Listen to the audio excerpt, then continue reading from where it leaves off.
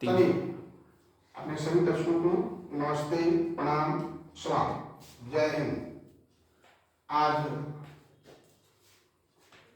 आधारभूत लेकर के आए हैं, बेसिक ही है जिसको समझना बहुत जरूरी है। अगर आप नहीं समझेंगे तो स्पेशल एजुकेशन जैसे शिक्षा में काम करना आपके लिए थोड़ी मुश्किल हो जाएगी। तो आप समझिए, किसी बच्चे को ट्रेनिंग देना है, उसकी आईक्यू असेसमेंट करना है, उसका आईक्यू बनाना है, तो जो आज टॉपिक है इसमें बहुत महत्वपूर्ण भूमिका है। और इस टॉपिक के बारे में समझिए, एरियाज ऑफ असेसमेंट, आकलन के क्षेत्र, हम कैसे आकलन करेंगे।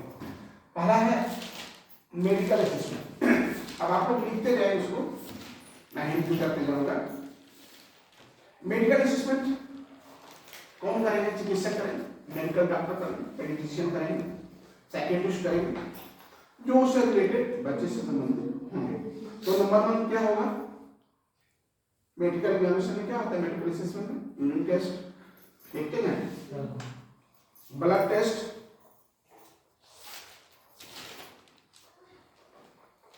Blood pressure check,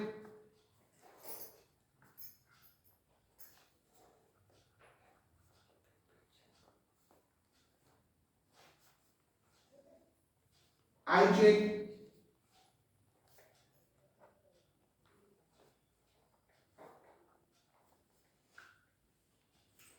BMI check,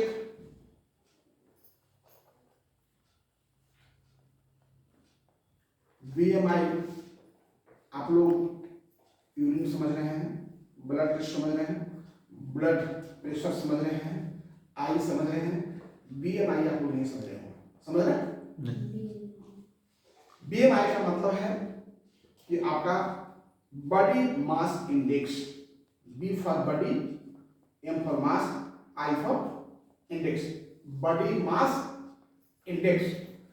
body mass index का मतलब होता है कि हमारे शरीर के अनुपात में हमारा वेट होना चाहिए। हैवी वेट नहीं होना चाहिए, लो वेट भी नहीं होना चाहिए। लो वेट भी हानिकारक है, हैवी वेट भी हानिकारक है, लो प्रेशर हानिकारक है, हाई प्रेशर भी हानिकारक है। उसी तरह से बीएमआई का मतलब होता है बॉडी मास इंडेक्स, यानी ऑल पूरा शरीर का लंबाई चौड़ाई मोटाई मिला करके हमारा वेट एक संतुलन में होना चाहिए। आगे है हेयर चेक। हेयर चेक दिल की जांच,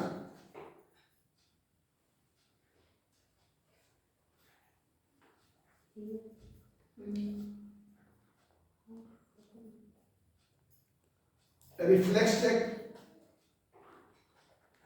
reflex check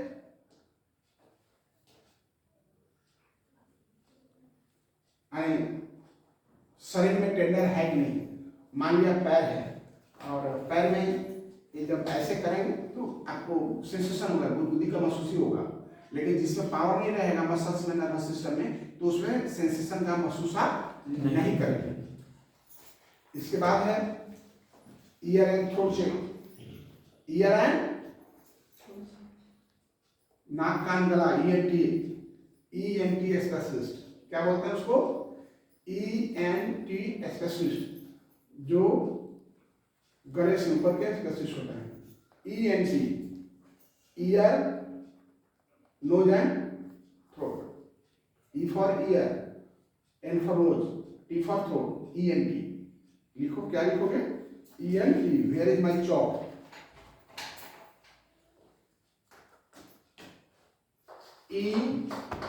ENT, ear, nose, throat.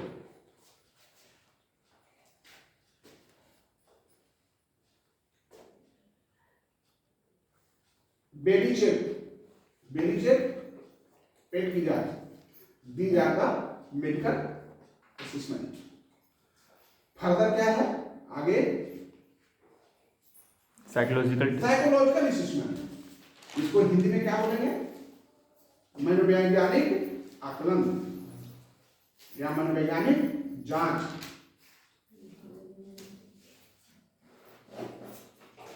और पहला में था मेडिकल असेसमेंट। मेडिकल असेसमेंट का मतलब चिकित्सीय आकलन। पहला हो गया चिकित्सीय आकलन और दूसरा हो गया मनोवैज्ञानिक आकलन। मेडिकल असेसमेंट का मतलब चिकित्सीय जांच, साइकोलॉजिकल असेसमेंट का मतलब मनोवैज्ञानिक जांच। अब मनोवैज्ञानिक जांच में आए आप क्या क्या होते हैं देखिए समझिए। नंबर 1 आईक्यू टेस्ट, सब आपका प्रैक्टिकल के लिए है, ये प्रैक्टिकल करना होगा तभी समझ में आएगा। थ्योरी में बता दे रहा हूं, अपनी में प्रैक्टिकल होगी। आईक्यू टेस्ट कैसे करते हैं? आईक्यू टेस्ट के लिए एक बहुत बड़ा बना हुआ फॉर्मेट है और जो महान साइकोलॉजिस्ट B.N. साइमन टर्मेन ने इसका निष्पादन किया था, बनाया था।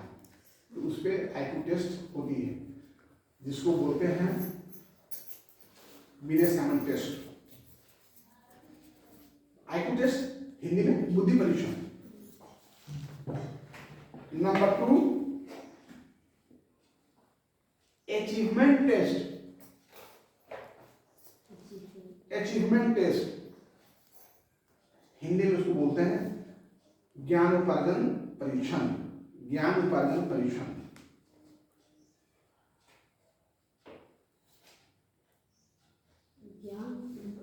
ज्ञान उपार्जन मतलब क्या है समझिए। यहाँ आपको जो इतना विषय पढ़ाया था, physiotherapy, educational therapy, psychology, special education, तो इतना सारा विषय क्यों पढ़ाया था?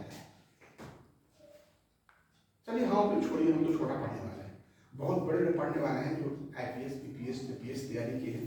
तो इन लोग को हिस्ट्री पढ़ाना जो हमारे DC साहब धनबाद में वो हिस्ट्री पढ़े हों, साइकोलॉजी पढ़े हों, ज्योग्राफी पढ़े हों। तो हम जानना चाहते हैं कि हिस्ट्री का कोई जरूरत है हमारे DC महोदय धनबाद में? नहीं। तो फिर क्यों हिस्ट्री पढ़ाएं? समझिए, बिना समझे आप पढ़ना शुरू करिएगा तो आप अधूरे रह जाएंगे। पढ़ाई का मतलब है मस्तिष्क को परिष्कृत करना। परिष्कृत करना मतलब हमको इस लायक बनाना कि ताकि जो भी समस्या हो उस समस्या का अपनी IQ, अपनी बुद्धि के लेवल पर हम समाधान करने में तत्पर हो। अंडरस्टैंड? तो पढ़ाई का मेन उद्देश्य यही होता है। क्या होता है कि अपने मस्तिष्क को परिष्कृत करना मतलब विकसित करना। कितना इसमें रख सकता है। एक जिला चलाना है तो जिला चलाना है, उनके पास IQ नहीं होगा तो कैसे चल पाएंगे? तो इसको पहले मस्तिष्क को मह दिया जाता है, मतलब एकदम परिपक्व कर दिया जाता है, उस लायक बना दिया जाता है। तो इसीलिए यहाँ है ज्ञानोपार्जन परीक्षण यानी अचीवमेंट टेस्ट। हम आपको पढ़ाए हैं, बीच बीच में कभी कभी पूछ देता हूं ना कि बताइए तो क्या है? This is called achievement test, ज्ञानोपार्जन टेस्ट। कि माने आपने क्या ज्ञान हासिल किया। आप विगत 3-4 महीने से क्लास कर रहे हैं तो 3-4 महीनों में आपने क्या सीखा? अभी आपकी 1 साल की टेस्ट होगी, इंटरनल टेस्ट, तो क्या है ये? इसको कहेंगे अचीवमेंट टेस्ट। आप समझ रहे हैं? ठीक है, नहीं समझ रहे हैं तो समझाने का और तरीका हम बताएंगे। समझ रहे हैं? आगे है aptitude test. Aptitude, APTITUD, aptitude test. समझो, एप्टीट्यूड और attitude both are not selfie, both are different thing. मैं अभी यहां पढ़ा रहा हूं वो है एप्टीट्यूड, APTITUD, एप्टीट्यूड। एप्टीट्यूड का मतलब होता है प्रमाणित परीक्षण। प्रमाणित परीक्षण का अर्थ है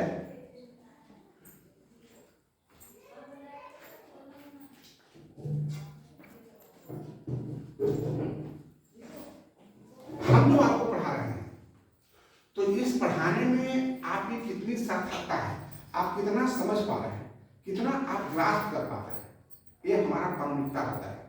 हम कितने अच्छे टीचर हैं, हम कितने अच्छे लेक्चरर हैं, कितने अच्छे प्रोफेसर हैं, यह प्रमाण तभी मिल सकता है हमें, तभी मुझे मिलेगा जब आप हमारे पढ़ाई चीजों को समझते हैं।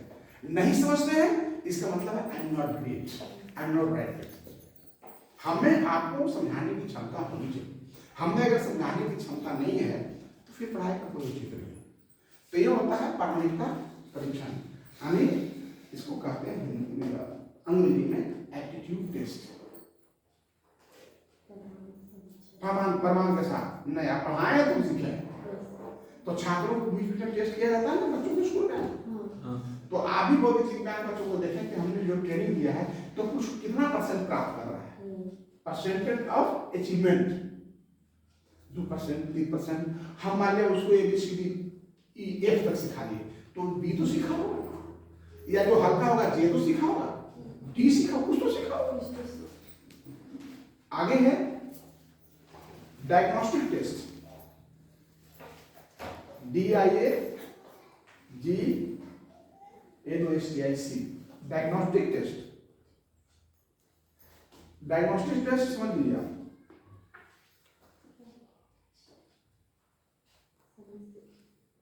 डायग्नोसिस नहीं, डॉक्टर चिकित्सक को क्या कहते हैं, तो थोड़ा डायग्नोसिस करना पड़ेगा। कोई बच्चा हमारे पास आता है तो हम बच्चे को एक बैग देकर के हम तो समझ गए बच्चा ऑटिज्म है, मल्टीपल डिसेबल है, ऑटिस्टिक है, जो भी है हम समझ गए CP है, लेकिन उसके ईच एंड एवरी एस्पेक्ट को असेसमेंट करने में हमको समय लगता है, तुरंत हम उसको सब कुछ समझ नहीं सकते हैं। तो हम क्या कहते हैं, हमको डायग्नोसिस का समय दीजिए। एंड डायग्नोसिस का समय दीजिए मतलब उसको निरीक्षण करने के लिए, उसको परीक्षण करने के लिए जो हमें समय लगता है उसे हम डायग्नोसिस करते हैं। आप हमारे यहाँ आए तो RC क्या किया, आपको ऑनलाइन टेस्ट किया। ऑनलाइन टेस्ट का मतलब क्या है कि आप में टीचर की गुण है या नहीं। ऐसा ना कोई रोड पर गाड़ी चला रहा है, पढ़ने के लिए चला है, तो टीचर बन के क्या करे, क्या करेगा टीचर, उसकी सोच ही अलग है। तो आपका डायग्नोसिस किया गया, आपको एसेस किया गया, आपका जो है माने निदानात्मक किया गया कि भाई आप कितने एबिलिटी है, वो देखा गया कि आप में कितनी % एबिलिटी है टीचर की। आगे है, मैंने कहा था एप्टीट्यूड एंड एटीट्यूड टेस्ट, यानी हो गया प्रामाणिकता एंड अभिवृद्धि, इसको बोलेंगे अभिवृद्धि परीक्षण। हिंदी में क्या बोलेंगे, अभिवृद्धि परीक्षण। अभिवृद्धि परीक्षण। अभिवृद्धि क्या है, अभिवृद्धि है कि हम व्यक्ति के, हम लोग यहाँ सब पढ़ रहे हैं, इसमें सभी का आचरण अलग अलग होंगे, बोल बात सभी के अलग अलग होंगे, ग्रास्पिंग कैपेसिटी भी सबका अलग अलग होगा, सबका सोच भी अलग अलग होगा, सब बराबर अचीव नहीं कर पा रहे हैं, सब को अचीव करने की क्षमता है, कोई 10%, कोई 20%, कोई 25%, कोई 80% तक अचीव कर रहे होंगे, लेकिन सबको बराबर अचीव प्राप्त नहीं कर रहे हमारे पढ़ाई। तो इसमें यही है कि एप्टीट्यूड टेस्ट मतलब है कि आपका माने आपको हमारे प्रति कितना लगाव, कितना विश्वास, ये आपका अभिवृद्धि है। इसके बाद आगे एजुकेशनल असेसमेंट, नहीं इसी में भी है आपका साइकोलॉजिकल असेसमेंट जी, मनोवैज्ञानिक जांच में आकलन में है। पर्सनालिटी टेस्ट एक बुक है, जितना मैं बता रहा हूँ सबका स्पेशल सब एक बुक है, पेपर है। पर्सनालिटी टेस्ट, पर्सनालिटी टेस्ट मतलब होता है व्यक्तित्व परीक्षण। Mainly 2 types of personality, introvert and extrovert, पढ़ाया जाएगा बाद में जब साइकोलॉजी पढ़ेंगे तो। पर्सनालिटी टेस्ट, इसमें हम व्यक्ति के, बच्चों के व्यक्तित्व का परीक्षण करते हैं। क्या करते हैं, उनके गुणों का मूल्यांकन करते हैं। अब सुन लीजिए एग्जाम्पल, कोई बच्चा आया, कोई व्यक्ति हमसे मिलने आया, हम बोल दिए एक छोटा बच्चा को कि जाके बोल दो पापा घर में नहीं है, तो बच्चा जाके बोल देता है पापा बोले हैं कि पापा घर में नहीं है। बच्चा क्या बोलता, पापा बोले हैं कि पापा घर में नहीं है। एक दूसरा बच्चा बोले पापा बाजार गए, पापा नहीं है, पापा सबके जाने बाजार गए। यानी एक बच्चा जो हम बोले उसका ठीक विपरीत बोल दिया, और एक बच्चा हम जो बोले उसमें कुछ तेल मसाला लगा दिया। क्या एक बच्चा बोल दिया पापा बोले पापा घर में नहीं, और एक बच्चा बोले हैं कि पापा बोले हैं पापा नहीं, पापा सब घर में नहीं है, सब्जी लाने गए। हम तो बोले जाके बोल दो पापा नहीं है, और बोलता पापा सब्जी लाने गए नहीं है। आने एक बच्चा ने कुछ लगा दिया। अब सोचो इसमें कौन एक्सपर्ट कौन इंट्रोवर्ट पसंद की है। हम इसे जाएंगे तो फिर और देर हो जाएगा, सोचा कि यहाँ कट करते हैं, आगे फिर हम बताएंगे।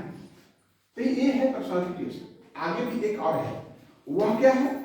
Case history method. Case history method, case history method का मतलब है व्यक्तिगत इतिहास विधि।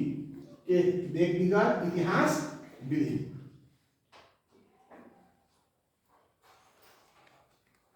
अब इसमें हम क्या क्या जांच करते हैं व्यक्तिगत इतिहास में? बच्चे के नाना, बच्चे के नानी, बच्चे के माँ, बच्चे के पिताजी, बच्चे के दादा, बच्चे के दादी, इसके बारे में लिखते हैं।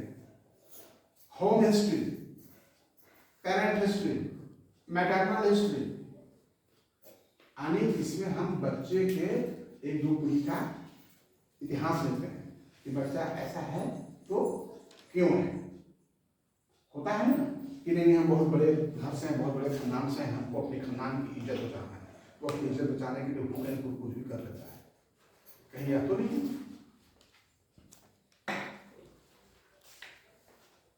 तो ये होता है केस हिस्ट्री। केस हिस्ट्री में बहुत सारे पार्ट्स होते हैं। जब प्रैक्टिकल होगा तो केस हिस्ट्री फार्म देंगे और बताएंगे केस हिस्ट्री कैसे लिया जाता है। सोशल है, साइकोलॉजिकल है, एजुकेशनल है, बायोलॉजिकल है, पेरेंट, सारे उसमें है। फिर अब आ जाइए कम्युनिटिव रिकॉर्ड होता है। कम्युनिटिव रिकॉर्ड, कम्युनिटी रिकॉर्ड का मतलब होता है सामूहिक अभिलेख। सामूहिक अभिलेख।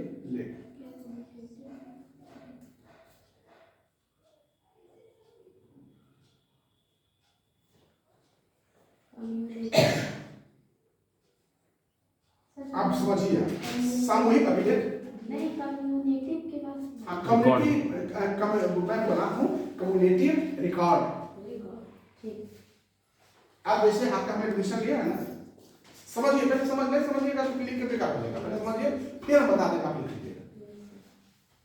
आपका एडमिशन लिया है, आपका आधार कार्ड लिए, आपका फोटो लिए, आपका पेरेंट का आधार कार्ड लिए, आपका मैट्रिक सर्टिफिकेट लिए, आपका आई सर्टिफिकेट लिए, मैट्रिक मार्कशीट लिए, आई मार्कशीट लिए, आपका कास्ट सर्टिफिकेट लिए, आपका कितना पेपर पे लिया। उसके बाद एक रजिस्टर बनाए, और उस रजिस्टर ऐसा रजिस्टर है, उस रजिस्टर को पढ़ोगे ना तो तुम्हारी पूरी हिस्ट्री उसमें मिल जाएगा।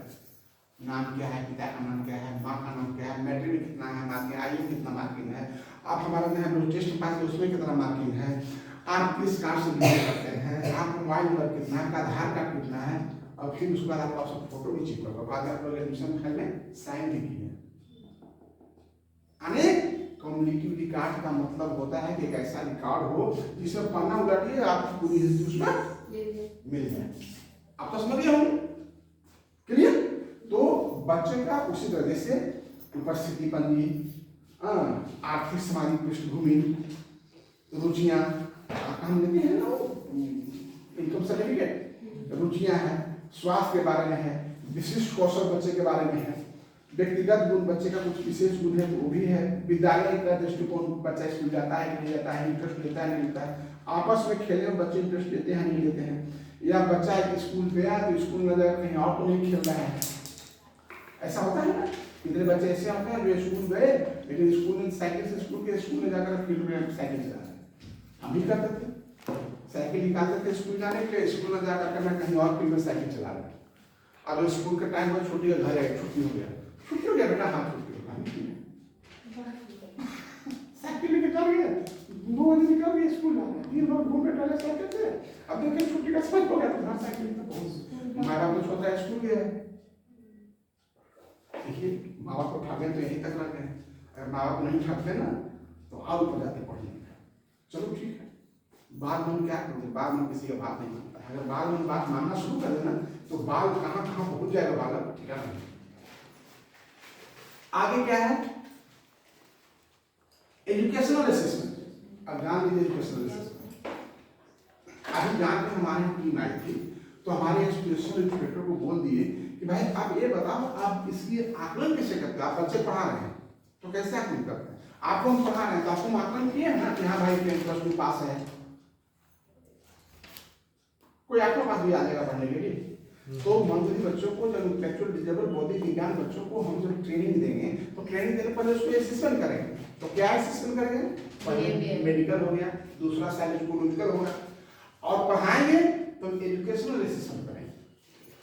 अब वही पूछ दिया गया था उस दिन कि भाई एजुकेशनल असेसमेंट किट का नाम बताइए। तो लिखिए name of educational assessment kit. तनिक स्पीड बढ़ाइए, आपको ज्यादा लंबा वीडियो हो जाने के बाद में उसको पढ़ने में इंटरेस्ट नहीं आएगा। तो आप हैंडराइटिंग बढ़ाइए। आपको कैसे एजुकेशनल असेसमेंट हम करेंगे? नंबर 1 कॉटेज, PORTAG एक कॉटेज है, यानी एक न्यूरोलॉजिकल डायग्नोस्टिक है। कॉटेज क्या है? Cottage is a neurological diagnostic. Cottage is a neurological diagnostic है।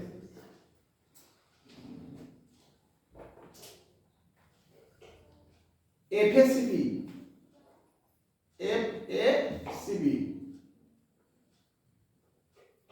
ब्रैकेट में PMR करिए। अब FACB क्या है भाई?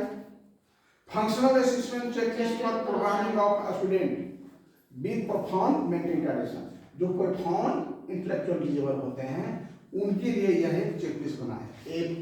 FACP ब्रैकेट में PMR यानी perform mental retardation, perform intellectual disable. MR कहिए या PID कहिए। तीसरा उपनयन,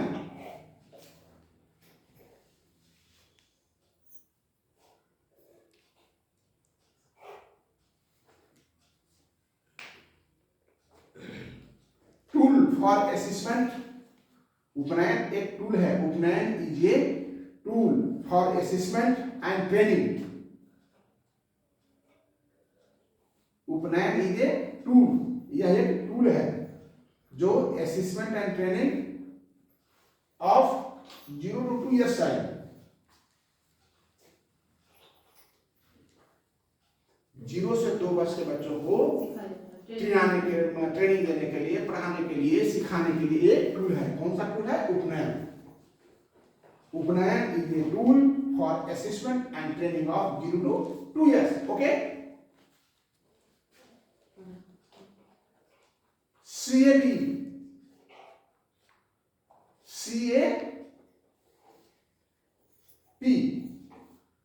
curriculum action plan.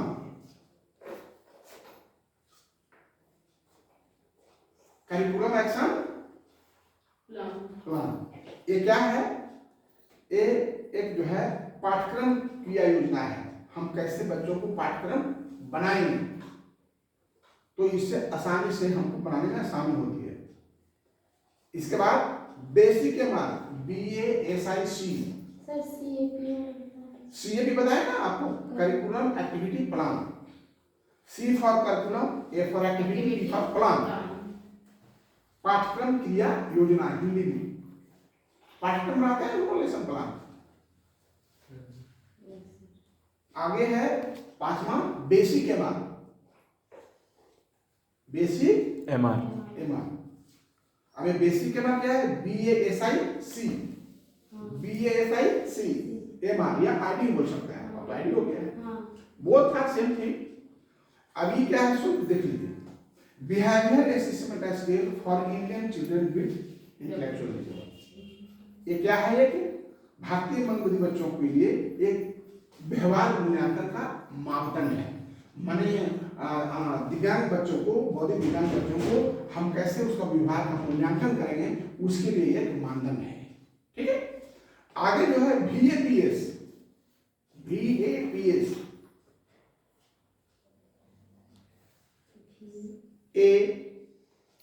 APS vocational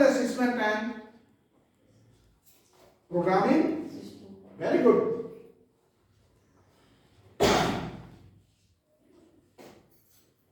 vocational assessment planning and vocational assessment planning and system. आगे है नंबर 8 बेसल एमआर और आईडी। BASAL बेसल एमआर और आईडी आप जो लिखें। B for behavioral, A for assessment, S for scale, adult living children with intellectual disability। यानी ये adult लोगों का एक टेस्ट है। किसका है? एडल्ट माने बड़े बौद्धिक दिव्यांग 18 वर्ष से ऊपर के बौद्धिक दिव्यांग बच्चों के लिए एक टेस्ट है, ठीक है, जो उसी बड़े बच्चों को व्यवहार का मूल्यांकन करता है। आगे है ग्लैड, GLAD, एक नंबर आदि सब क्वेश्चन भी आ जाएगा एक नंबर का। ग्लैड, इसमें हर तरह से आप लोग भी है। Glad, G for gratitude, L for learning, A for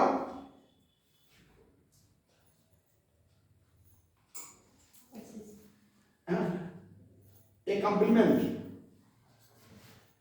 complement and D for diagnosis. एक ग्लैड है जो आपकी अभिवृद्धि, आपकी एटीट्यूड, आपकी मनोवृत्ति को भावता है। बच्चे की मनोवृत्ति, बच्चे के भाव, बच्चे क्या करना चाहता है उसकी भाव को असेसमेंट कर सकते हैं। इसके बाद है आरंभ।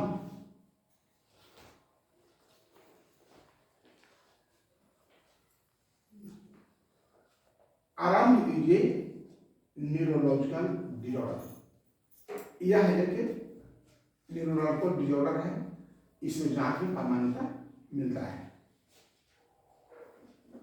अब नेक्स्ट एरिया ऑफ असेसमेंट में इकोलॉजिकल असेसमेंट है ना। 4 ecological assessment. Ecological assessment means है परिस्थिति माने परिस्थितिक आकलन, परिस्थिति आकलन। क्या लिखेंगे इसको? इकोलॉजिकल असेसमेंट का मतलब होता है परिस्थिति आकलन। परिस्थिति आकलन आप लोग समझ रहे हैं ना? समय के अनुकूल उसके अनुसार बच्चा काम। हाँ, हम अपने अनुकूल नहीं, हम बच्चे के अनुकूल उसको जांच करेंगे। बच्चा अभी अगर सही मूड में नहीं है, हम उसको असेसमेंट करेंगे तो आप समझ लीजिए आपका असेसमेंट सही नहीं हो पाएगा। आगे देखिए क्या है, बिहेवियरल असेसमेंट। बिहेवियरल असेसमेंट यानी हिंदी में इसको बोलते हैं व्यवहार परक आकलन, यानी व्यवहार का आकलन। जी, बिहेवियरल असेसमेंट। तो इकोलॉजिकल में और कुछ नहीं लिखा है? नहीं, इकोलॉजिकल परिस्थिति, जैसा परिस्थिति वैसा काम।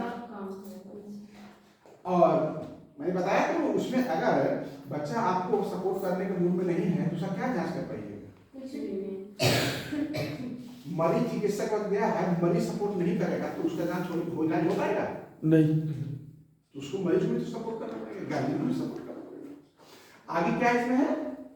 Behavioural assessment. देखिए आपको थोड़ी सी स्टडीज मैं करवा चुका हूँ, बता चुका हूँ, आज फिर विधान को बता दे रहे हैं। सबसे बड़ा चीज इसमें क्या है कि आपका बिहेवियरल आकलन में MDPS क्या है?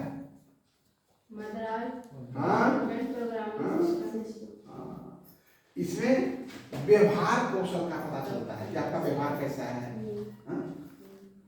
इसमें चलता है। तो अब इसमें देख लीजिए, अब सबसे पहला है, देखिए नंबर 1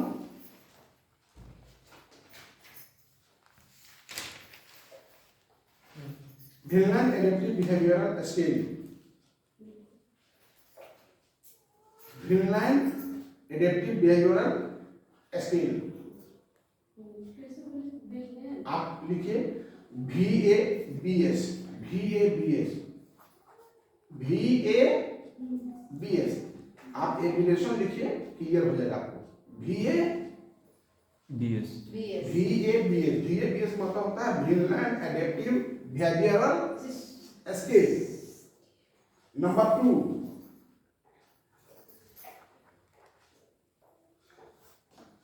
CPTRS,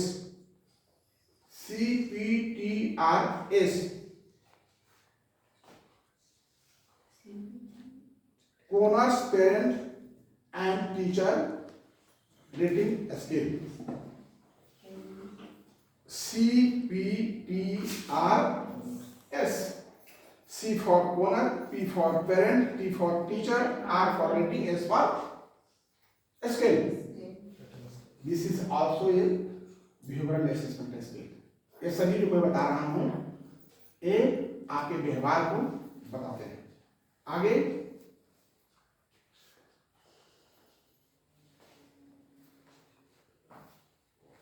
बंडविट असेसमेंट स्केल, इसको लिखिए VAS।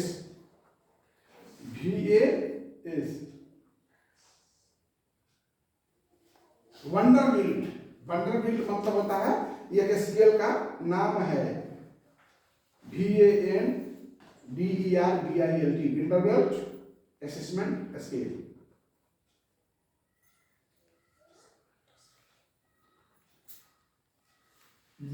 BASC, Behavioral Assessment System for Children।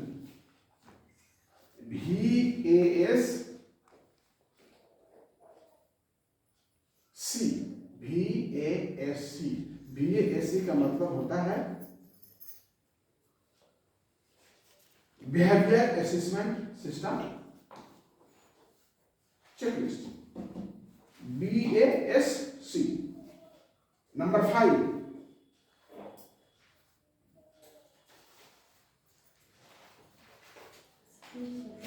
ACBC,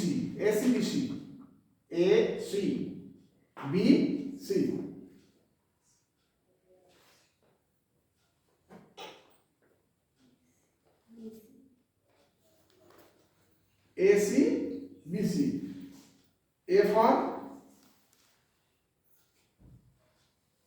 Ancient Child Behavior Checklist, G। A for Ancient, ACHENBUCH,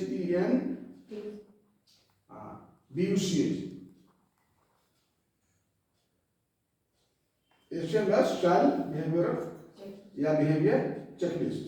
number 6,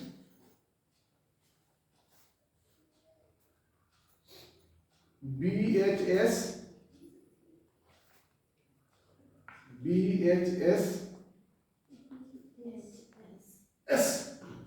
S, एक और S, Q।